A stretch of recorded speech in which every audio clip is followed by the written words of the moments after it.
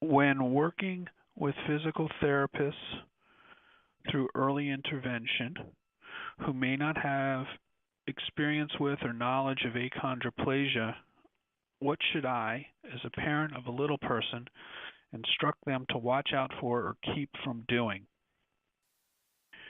For example, when is assisted sitting an okay exercise? How do I know if something is pushing my child too far or just enough to assist with strengthening?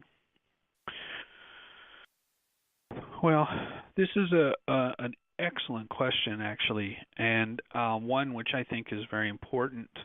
I will say that there are definitely some differences of opinion regarding this. However, my belief is that a typically developing child with achondroplasia should not have physical therapy.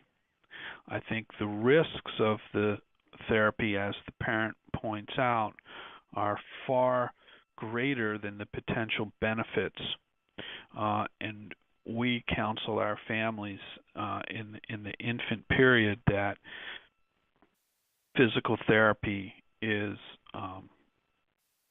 should not be done.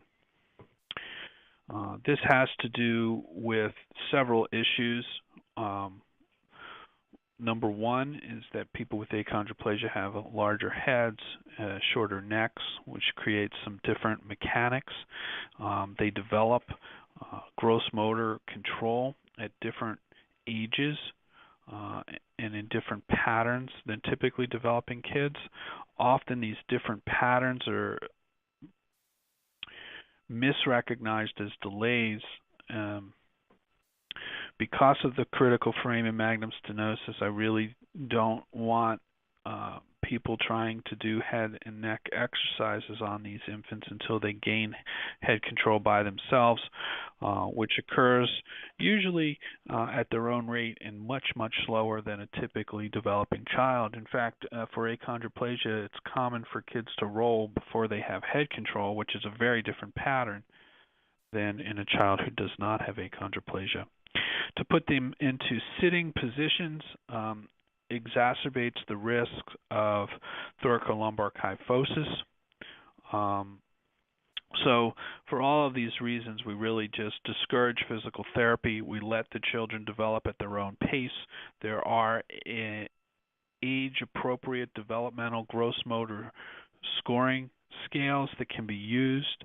I know these are available through the LPA online, and I would suggest that the family, the pediatricians, and certainly if therapists are involved, therapists take a look at this carefully.